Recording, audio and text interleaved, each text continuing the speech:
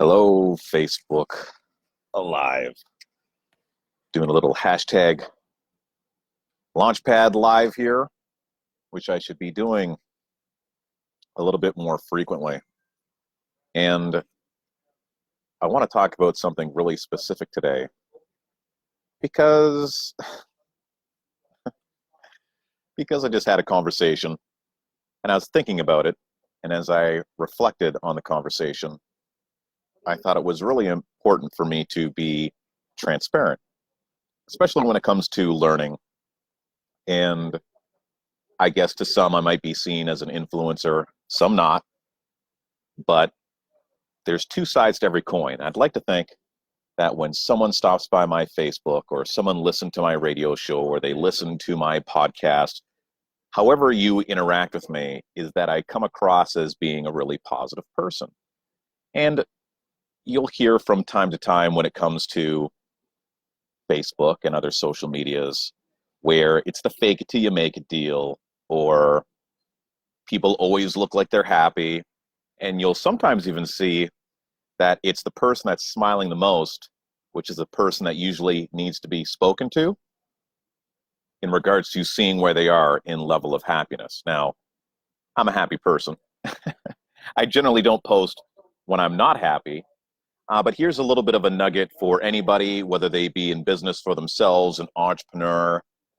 Unfortunately, not so much when it comes to the 9 to 5, but there's things that you can do to kind of just pace that. But I'll just start with being an entrepreneur. So I am 100% self-employed. I have been for many, many years, never thought it would be like this. And there are days where I just want to say, fuck it. And today I'm having one of those days. I'm smiling now because I'm talking about it. It's actually bringing some levity to the whole thing. But today is just a day that I don't want to work. I don't feel like working. There's nothing about me that wants to sit in front of this computer and reach out to people, but I'm doing it nonetheless. And I'm going to tell you why. Because I have an obligation to myself. I have an obligation to the people that rely on me to bring them a polished product.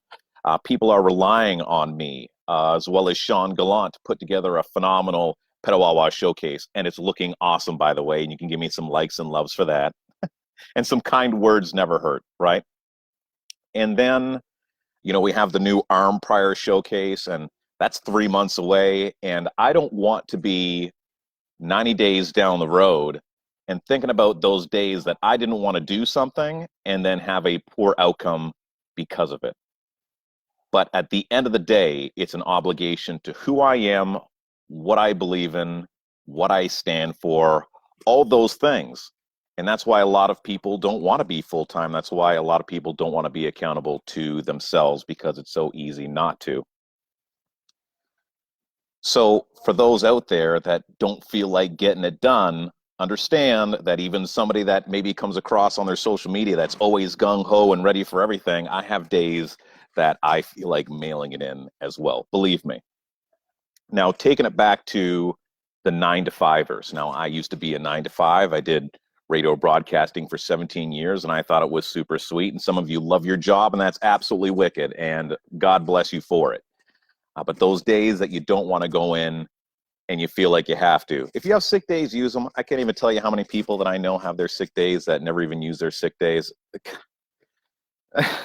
You're going to end up like with your retirement, and they're going to force you to take off whatever 10 weeks or retire early regardless. So use a sick day.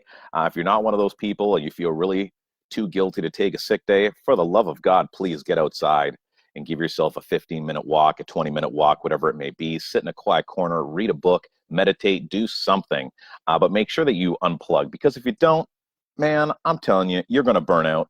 And I think part of this process of me just getting on to Facebook Live and having a chat with you right now is part of just giving myself that little bit of relief, taking a second to unplug and have a chat with somebody else, even though I'm kind of here alone in Collab Space. Shout out to Collab Space, hashtag Collab Space. I see Tina in the house. She's someone that's self-employed. She does so much in so little time.